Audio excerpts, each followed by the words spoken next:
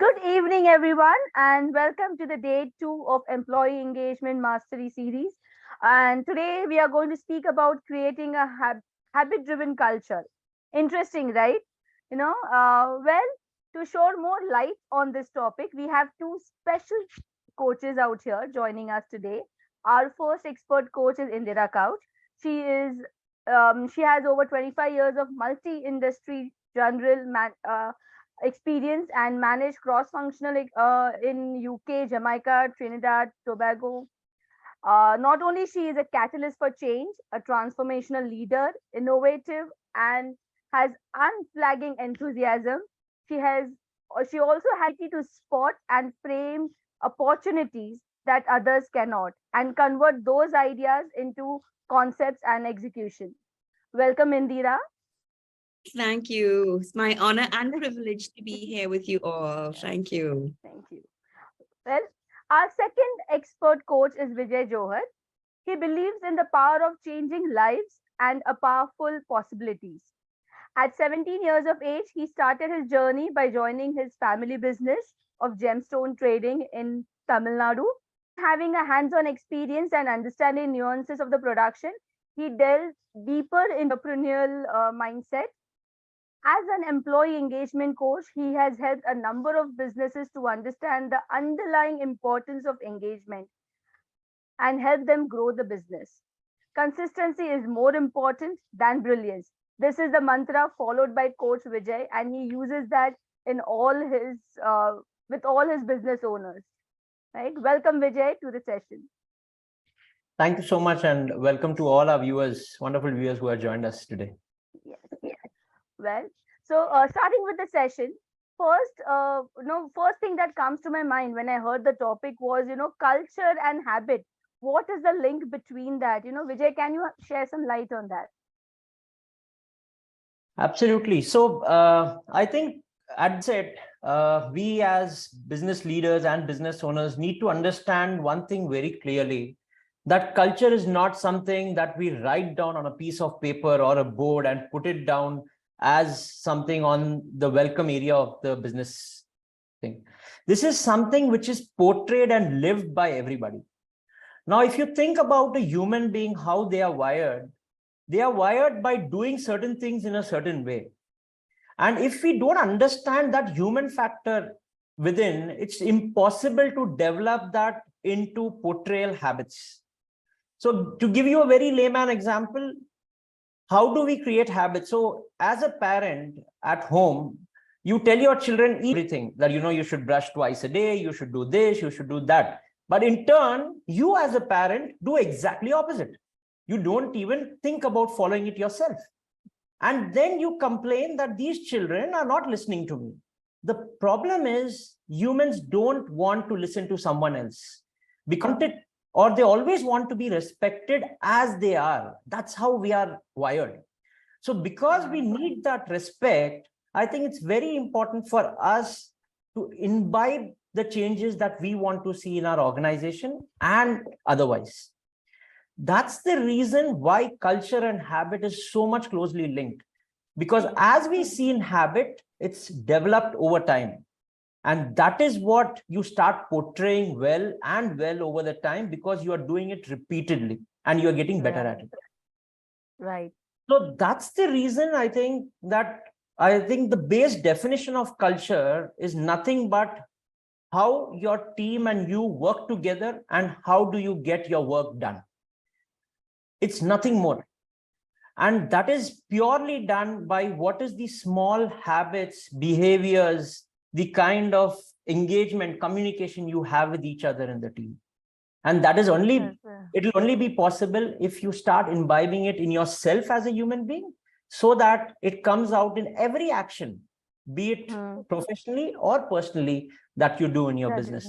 And that is how you should be seeing culture and eventually turning it into a. Right. So true, Vijay. And I can understand that because we as leaders as well need to first start practicing it, build that habit within ourselves, right? So Indira, can you share some few steps, smaller steps, how we'll be creating these habits? So great. I love how, Vijay used the example of parenting, because it's something that we can all relate to, at least if we don't have children, we have nieces, nephews, or we've seen it in action. So it's the habits that we create, and it's really aligned to our culture. So our culture is how we do things around here. So even in a family environment, it's how do we do things as a family? Do we say we're respectful to our elders? We say please and thank you. We how do we show up? Right. So I think one of the things that sometimes our organizations, even as business leaders, we haven't thought about what is our culture. We haven't spent the time thinking, what are our core values? How do we do things around here? And then when we get clarity on that, then we can now say, okay, so who are the persons who will be the right culture fit for us? So we recruit for the right culture fit. Now, in some cases, I'm going to use the parent and child analogy again, Vijay, if you don't mind. I'm going to jump on that. So let's say you are a parent. So now you're a leader, but you haven't really done this recruitment, or you've inherited 12 children. You've gone and you have these 12 adopted children, right? But this is your culture. This is how you do things around here. So now it is my responsibility as a parent to create or cause alignment in my team. I can't just throw people together and expect them to get along. I have to cause alignment, okay? But my team members need to be alignable. And some of them are not always going to be alignable. So in my role as a team, as a leader, which is what we do at Engage and Grow, is really align everyone around how do we do things around here? What are our behaviors that are critical to our success for us to be seen as quality leaders? So the first step, and one of the most important steps of creating this high-performing habits, is to first of all know, what are those agreed behaviors? How do we do things around here? So then now aligning everyone. Now, as a leader, I want to galvanize and get around, look, if we want to be the number one in our industry, who do we need to become? So we get clarity around those agreed behaviors, first and foremost, because that is the most important thing, is who do we need to become? Because we could do things and you get some results, but if we want to get that change, if we want to get, our teams understanding how we need to show up together as a team, not just individuals, then it starts with that alignment around our agreed behaviors. So true, Indira. Vijay wanted to add something to it. Yeah, I think the last part, what Indira mentioned, is so very important, because you just can't barge things over others the way you want them to see it. Because it's very important for them to understand, as she mentioned, the alignment, that they should understand why these behaviors are important and why should we imbibe them to carrying it in the organization. That's the whole crux today, because you have an orientation program, and in this orientation program, the HR or the leader is just telling you what to do. Not how we are. That's not how we are. We need to understand, because we cannot have an emotional something that we don't relate to. And to get related to something, I think we need to understand the why and then take it forward, I think.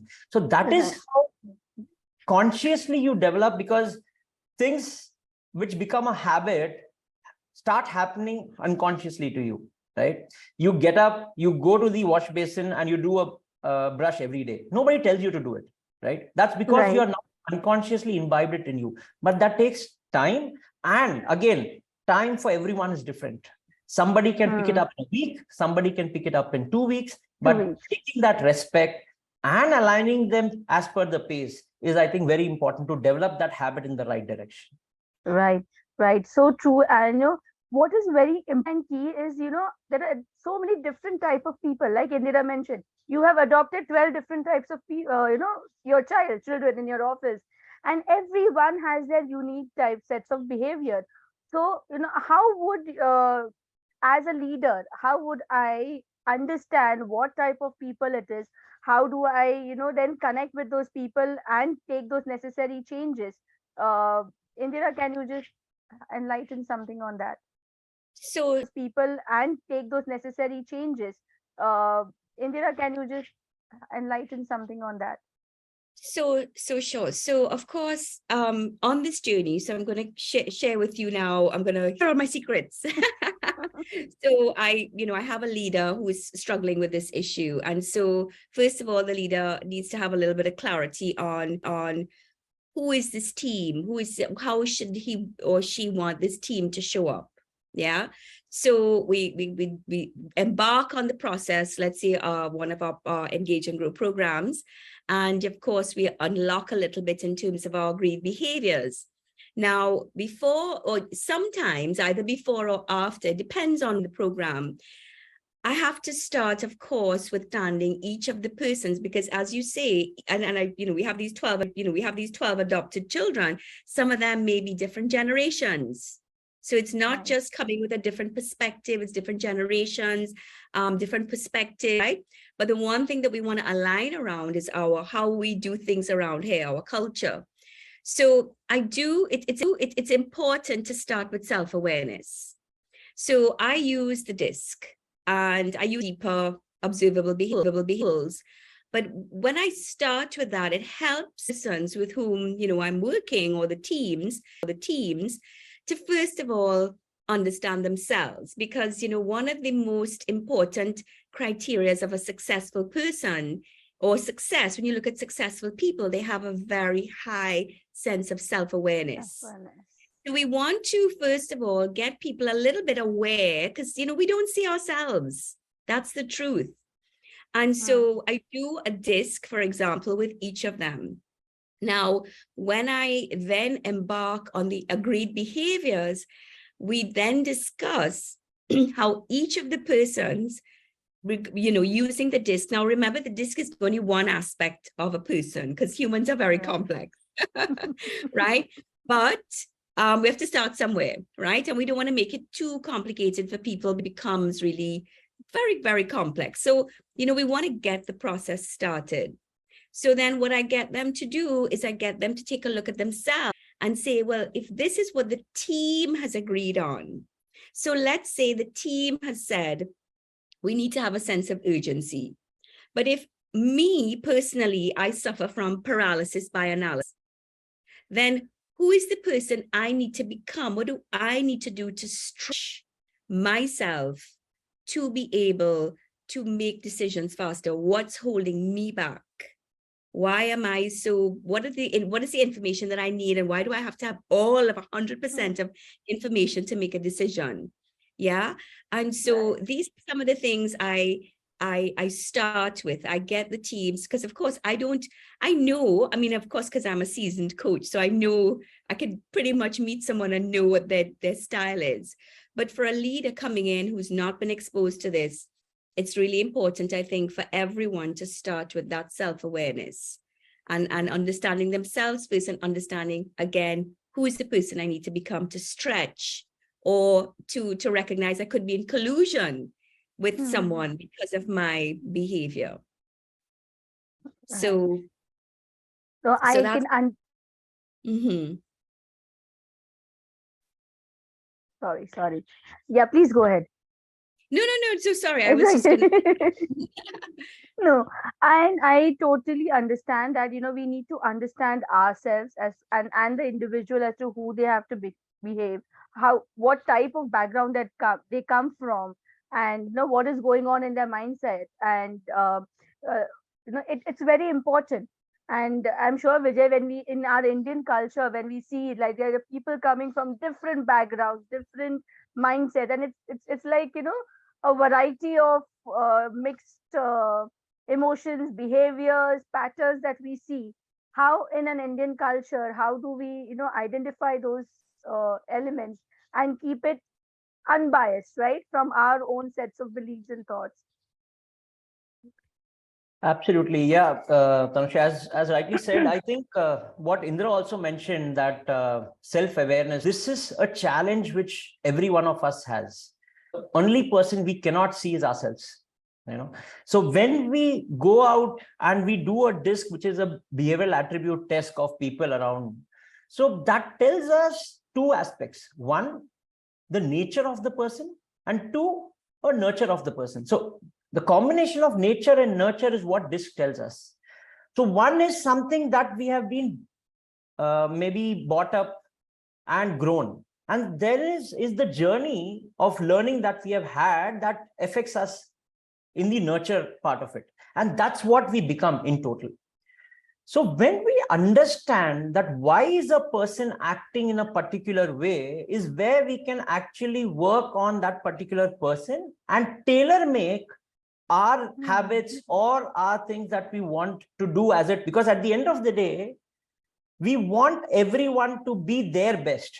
We are not comparing that, look at this person or look at that person, because when we say we are wired differently, but our human psychology is same, then we need to respect them for what they are and what they can be, right? So to give you a very layman example, we all know how difficult it is for people to get up early. We still want them to get up early at 7 o'clock, go out for a walk. You may say that this guy is just not getting up because he's lazy. No, you need to understand that it may also be because of the meals that he's having last night, the kind of habits that he's developing over a period of time that has made him the way he is right now. So in creating habits or changing them, I think we should always give small steps and not go away straight to and start with a 20 kg dumbbell. That will never work. It will completely worn you down and it will break you, right? Your body will not even be capable of going to the gym the next day. So it's very important, as Indira said, to become self-aware. What am I capable of doing? I can have a dream of 20 kg, but I have to start at 2.5, then move to 5, then move to 7.5. Now, what is your 2.5 may not be somebody else's 10. I think that is what we need to understand when we understand persons. And once we, as leaders, have this knack, and which I think Indira very rightly mentioned, DISC is an amazing tool, because again, if we are going to subjectively judge someone, we are going to have baggages in judging people. That's not going to be the right way, right? So I think DISC is an amazing tool, I would say, to understand the behavioral attribute, act on the person accordingly, align the team, build that habit, take everyone along. I think that should be always the step to go forward. Absolutely right, Vijay. And aligning the team and taking them together, taking them forward is very important, because in my experience also, a lot of times I have seen that the team might be ready to go forward, but as a leader, is the leader also taking the team forward, or the leader is still confined to their own ideas and thought processes and directions? Like a lot of times the focus is on, okay, I need to set the process right, I need to get my deliveries done, my targets met. But from a people angle, what it is, how am I reflecting on myself as a leader? That is very important. And Indira, I would love to hear more about that, as to how can leaders reflect on themselves on these aspects. So of course, it all starts with us as leaders. We've heard many, there's lots of little sayings, the head of the fish rot, the whole fish rot, so it is our responsibility as leaders to influence engagement in our teams. And so one of the first places I like to start, even with me, with my team, I would ask myself the question, what am I doing or not doing that's leading to the dysfunctions in my teams?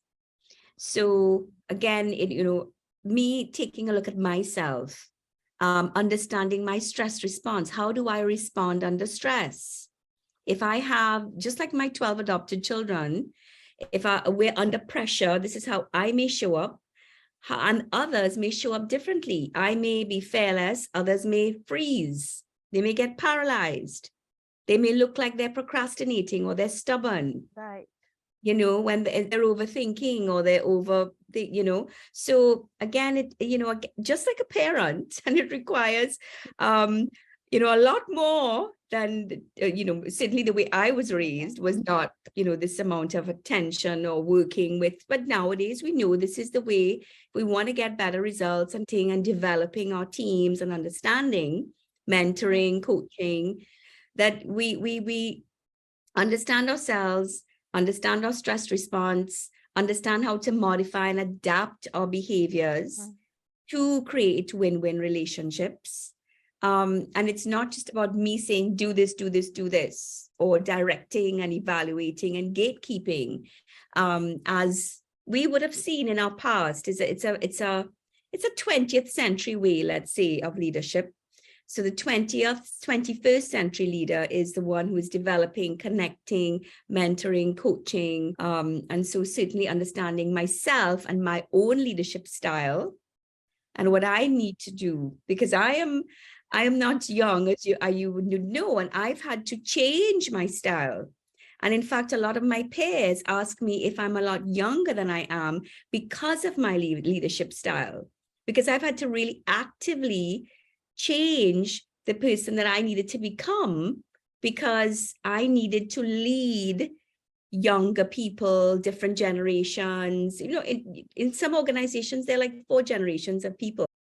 So I have to modify and adapt, you know, even myself with my clients as well, right? So Right. it does start with, you know, understanding all of those things again. And who's the person I need to become? What am I doing or not doing? Am I not holding my team accountable because I'm caring so much about them that I'm not holding them accountable?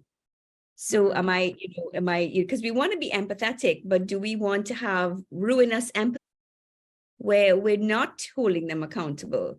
Or are we going to keep challenging directly, which is not the right solution either? And also, to use, as Vijay started with the parenting analogy, parents, we have to be firm, but we also have to be kind. Yeah, Right. so it's about finding that balance. Right. So true. We have to find the balance. And that's the key. In fact, that was something like balance and harmony was something that we discussed yesterday as well. And the second thing that comes to my mind is, a lot of times in companies, we have, people and customer first as the core values of an organization, right? And to drive those values, most of the times people focus on the processes, the policies, the automations that can be done. But what are those other different strategies or elements that can, actually help in developing the team as well? Vijay, can you please share some on this? Absolutely. I think a very, very important and crucial question, especially in today's world, because we are surrounded by tech. Everywhere we go, we have systems, we have ERPs, we have softwares. But somehow, I think all organizations, when I say all, at least 85-90% of them are truly missing the human factor in it.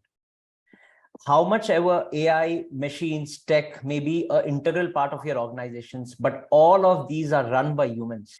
So what we really need to understand is, as in a human body, we have 2 main parts that govern each and every decision on each and everything that we do. One is the heart, the other is the brain. The same way in business also, we have these 2 things. So to give you a exact human example, we all know how much is it important for us to go out there and spend 45 minutes in a gym or a walk or a cycle for a healthy lifestyle. Am I right? When we all know this universally, of us really do it. It's not even 10% of the population that actually do it. The problem here is that I've not taken it to my heart. My brain is saying, yes, logically, that's right. And that's what I should be doing it. But emotionally, I'm not connected with my healthy body or healthy life. And that is the reason my brain does not, or is it not possible for the brain to do what it really wants to do? The same way, you may have some great systems, you may have some great ERPs, systems, processes, all in the business.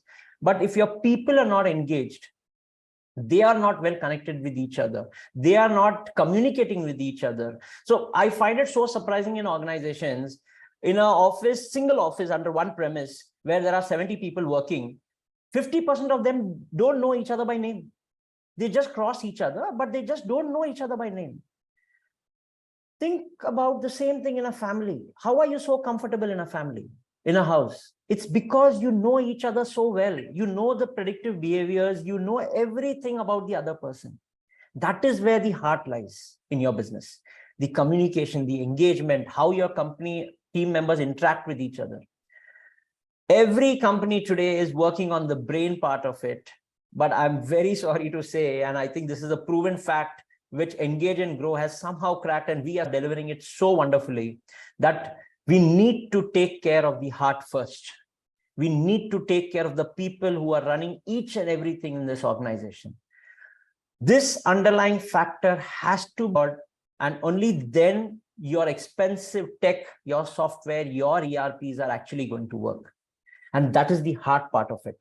So before you even try to look at the logics of systems, processes, what computer I need, what is the ERP that I need, I would urge all the business owners out here, please look at how happy are your people who are working in the organization. How well are they connected with each other? If you're going to take care of this hard part, definitely even a under par system, under par tech, under par ERP is going to wonderfully work, because the efficiency of the person working on is going to go way beyond the roof. And that's what I think really matters in a people organizations, putting the men or putting the people in the center of the organization, and the most important part of it. Bang on. You just mentioned that, putting the people at the center of the organization, in the heart of the organization. And it is so very true. Indira, this one is for you, because you have your experiences from UK as well, and Trinidad. So how do we incorporate that, how do we put people in the center? What are those elements? What are those strategies that can break these barriers that we have currently? Well, just to recap on what Vijay is saying, and I just want to also add that, I know some best case and best examples of the out there. So this is not just Engage and Grow. And, there's the former chairman of and CEO of General Electric, Jack Welch. She's very famous as a management institute, and a lot of learning came out of a lot of the great work that he did. And he said there are only 3 measurements that you can use that will tell you anything about an organization's overall performance: employee engagement, customer satisfaction, and cash flow. And so, again, employee engagement is where it all begins. So it is the tip of the spear. And if we do that right, engagement is that, continuum of goodwill, value, and reciprocity. Because, if you don't have employees who are engaged, you're not going to have the, oops, sorry, my alarm just going off there. Sorry about that. Yeah, you're not going to have the customers feeling it. That is going to be a major indicator. So it starts with employee engagement. And then, of course, the two are inextricably linked: the employee engagement and the customer satisfaction. So in terms of unlocking, again, in terms of our people piece and the hard side, I would say it has to do with our culture. Again, first of all, really understanding the culture, our leadership. How do we show up as leaders? What are our competencies? How, are we clear on those things in our organizations? Are we clear on communication? How do we communicate? And even coming back to the DISC, it supports us to understand ourselves as, having regard to communication. What are some do's and what are some don'ts? But really understanding ourselves, but understanding how do we communicate as a team in our organizations. It comes back to our relationships. As Vijay is saying, people are going to work and they don't even know their colleagues. They don't even know some of their names, or even their middle names, or where they're coming from. So what are our relationships with our teams?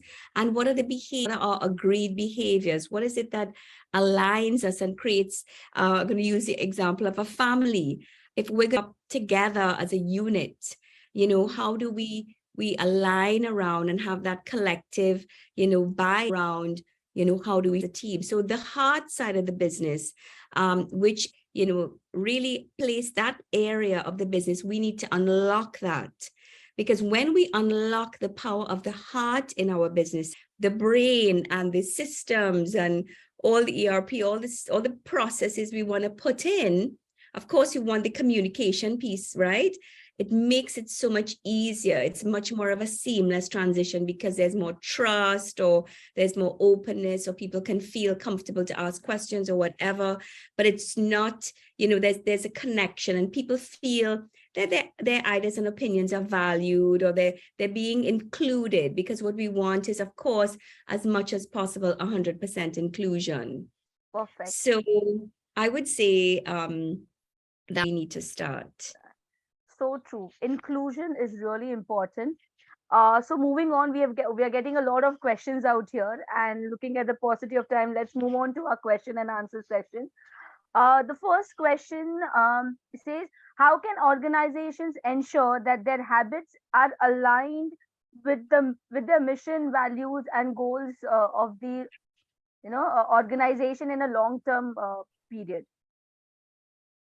Indira, would you like to take that? So it's just looking at the question. It's saying, how do we ensure that they're aligned? Can you repeat it for me? Yes. How can organizations ensure that their habits are aligned with their mission, values, and long-term goals? Well, I mean, we would have to, again, when we develop our core values. So let's say we understand our core purpose, why we exist. And then we speak about our core values. So how are we going to do things around here? What's our culture? Now, Vijay mentioned earlier that a lot of, when we first started this conversation, that people have these things up on a wall. So I would say a major part of the core values is us understanding the behaviors. What are the behaviors? How do we show up? If we say we have this word commitment, what does it mean? I mean, it's just on a wall. How do we show up, and how do we bring that to life? So if I'm saying, and this could be facilitated with a team. So a leader could do this as an exercise, which is what we do. We facilitate the conversations around, okay, so these are our core values. So I would say, who's ever asking the question, get an engage and grow coach for you in one of your programs, because it really requires our expertise to facilitate conversation around unlocking and unpacking what are some of those behaviors. Now, we're not telling people what to do. We're putting this, we're saying, okay, these are the cores. How do you as a team feel that we need to show up? And then by us and our guiding questions and our facilitating the process, they're able to get clarity on those behaviors. Right. So I would say, and those behaviors then to create these habits.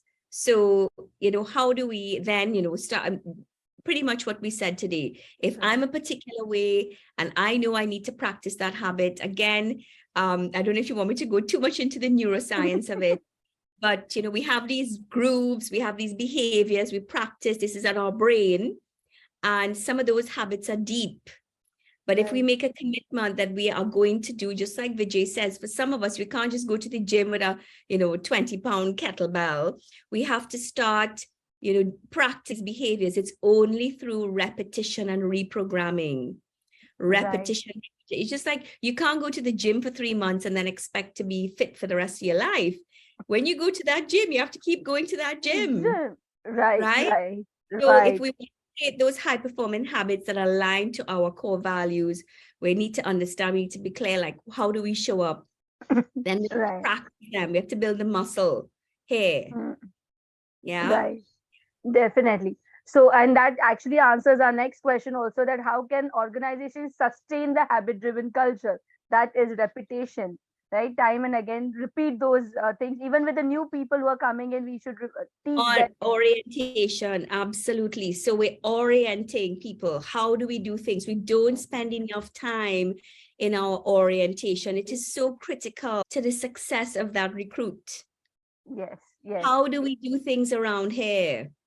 Right. What is not, and yes, the vision, of course, we need to keep people connected to our vision, why we do what we do, our core purpose. But how do we do things around here? And again, I would say to you all here on in this discussion, transformation takes time. It's not going to be after 12 weeks. It's not going to be, it is a constant and never ending. We move the nation. First is building the habits. Then there's the consistency. Right. And then there's the mastery, Perfect. and Perfectly said. some of us will get kicked off the horse, but we have to get back on, right? So true. Perfectly said. So next question is, Vijay, if you can answer that. What are some strategies for handling resistance to change and overcoming the inertia that can prevent habits from taking hold? Yeah, so of course, I think anything that comes new to us as a child, and as we grow older, I think anything new that is thrown up to us, the first reaction from us is, no, I'm okay. I'm comfortable with whatever I'm doing. I think what, as a business owner, as a leader, we need to understand very well is today, especially the Indian context, what I have seen, if you call up an employee and tell him that I want to, the first reaction is either that what wrong I have done, or what report should I get to come to a meeting. Right? So the first thing that I would really want you as leaders and business owners to do is to the person who's asking the question and otherwise, start talking to your people weekly once outside the context of your business. When a facilitator also comes from outside, as we come to into an organization, we just do this thing. And I think this is the first practice that you need to show, that it's absolutely okay not to talk about business once a week. And for 1 hour, just talk about each other, share each other's stories, each other's learnings. Because resistance or people getting into an ice mode in organization is purely because I don't trust the person sitting next to me. I don't want to open up because I don't know what is he going to think about me. Think about a friend of yours. When you go out and talk to your friend, do you even think twice before telling him something? You don't. So that resistance is basically because of the virtual walls that you have created around you, because you don't feel safe in the environment. Right? So the first thing that we need to do as business owners is get your people comfortable with where they are. They are at home, I think. Once you get that, then the process of resistance, you just can't poke to a wall and say, I want to break it. You can't break it. That's impossible to break. So first, break that resistance of communication. Open communication with the team members, I think, and as a leader, it's our responsibility to start that kind of work in an organization before even resistance. I think I'll go one step in. Once that is done, only then the person will be open enough to talk to you, give you a feedback, listen to you, and maybe then try to even look at things with a different perspective that you are trying to tell him. Because resistance is towards, I'm doing certain things in a certain way and you are doing certain things in a certain way. This tussle will always be there and respect each other's view. The point is, do I trust you enough to listen to you? And I think if that trust is somehow won, I think the slow and gradual process, as Indira rightly mentioned, consistency will come in and you will see the changes happening in the organization. Right. And this building this trust is also a very crucial motivator, right? For employees to start then their habits, because they know that, okay, no, there is something, some value in what the person is saying. And right, like we mentioned earlier, it all starts from us. The first step is to be taken by ourselves, and then we engaging our teams as well and start talking to them in those ways. Absolutely. Absolutely. So the next question that's coming up is some tips on what are the best ways to get the teams engaged, especially who are working remotely. Any one of you, Indira, would you like to share some? Well, I always have, sessions. So basically what Vijay is saying is, yes, you have to, we don't have the time. Obviously, we wouldn't be able to meet face to face, but we have to block off the time to build those relationships. So, resistance to change can be lowered if people know you, like you, and trust you. I mean, it's the same in sales as well. So we really need to carve out the time and be very deliberate with breaking up time to meet. We all have our cameras on. We get to know each other more than just about work. So we're not just talking about work, or we do something social, or we play some games online. Everyone's there, everyone's present, everyone knows that, we want to do this because we know it's important for the team results. Yeah. So getting to know each other and doing it. There's lots of Zoom games. I play them all the time with my in my sessions, which are online. Lots and lots. There's so many things. Questionnaires, getting to know each other, but really being very deliberate in blocking out that time and getting everyone engaged around, putting on your camera, being participating, sending some, I don't know, we do things where send baby pictures and we guess whose baby picture it is. What's your favorite song? I mean, there's tons of things online, whose favorite song is this? We have competitions. Everybody loves a competition, right? Or a game. So yeah, so there's lots of things we can do there. Definitely. In fact, I remember when during COVID, when we shifted to the online, work from home culture, and what we used to do is once a month do these organize these games, and every day we used to decide on a time where everybody used to be chai pe charcha. So evening times we all used to come on Zoom together, have coffee, talk anything else apart from work. So that time is just for us. Well, we have a lot more questions coming in. One last question that we can take before we conclude is how do we measure the engagement and success? You can take this question. Absolutely, because I think as we all sing, that cannot be measured, cannot. So going by the same, I think when it comes to engagement, communication, it's really difficult to actually gauge. But what you can gauge definitely is how is your team behaving when they are working with each other? How much are they coming to you for problems within the team members? And that is the biggest and the most drastic difference what we have seen pre-engage and grow programs and post-engage and grow programs in organizations. Because when I went into organizations, and I'm sure Indira and Tanushree, you must have had the same, when we did the pre-program survey and spoke to the owners, they always had a very common complaint that, these team members, they have anything, they don't solve it within themselves. They just come to our cabin and in front of us, they are just blaming each other. Right. And I think that's the first measure that we clearly, visibly see in organizations after this program of Engage and Grow that we imply in that organization. Yes, implement in this. So I think that's the first measure that you need to see, that how happy is your team working with each other? How well are they enjoying their break times? How well are they just hanging out with their own phones, or they're keeping their phones in silent and they're lovely each other and talking to each other, and that's the behavior that they're showing. So I think that's the first tangible behavior that you need to really measure, that how your team is working together, because it goes back to the culture definition. How your team is working together and how are they getting right. Two, I think second very important thing that we can look at is employee turnover ratio, because a happy workplace definitely aims at less attrition. Because when the employee has great trust on the team members, great trust in the organization, because he's been taken so well care of, even if there is a salary issue, he'll be very open and up and asking, because he's just loving the work that he's doing.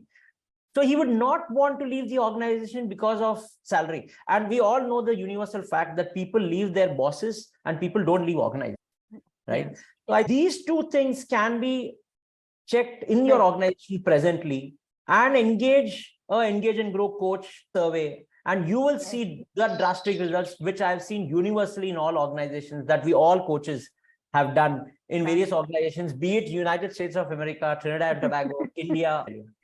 Definitely. I totally agree with you. Even when I had gone for coaching sessions and the survey actually showed the result, and the clients were surprised and shocked. Okay, is this what the team thinks about us?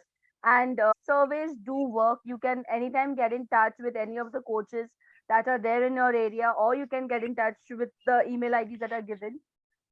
We have more questions coming in, but with the paucity of the time, we will respond to them separately.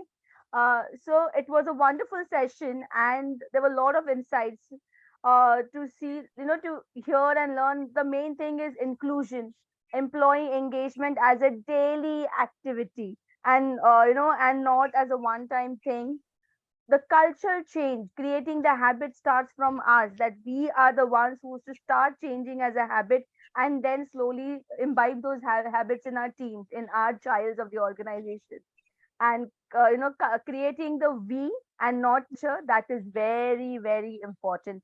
We need to have a we culture that will automatically come with self-awareness, accountability, and it's like, building up the muscle, right? The teams are the muscles of the organization, and the way heart and the people in the center, obviously they will start, everything works together. Thank you so much, Vijay and Indira, for coming here today and sharing such wonderful insights. Thank you very much. It's my honor and privilege. And please, feel free to reach out. I saw my information shared on LinkedIn if you want to know anything more. It is the #1 engagement program in the world. And I've done over 40 programs now, or more even now, because I count. And I can tell you, none of them can anybody, you look at my testimonials on my LinkedIn page, every single person's actually said anything but they've all said positive things, huge transformations in their teams. And again, it works, really does work. It works. It really so does work. that is the reality, and nothing else does. I've done many different ones.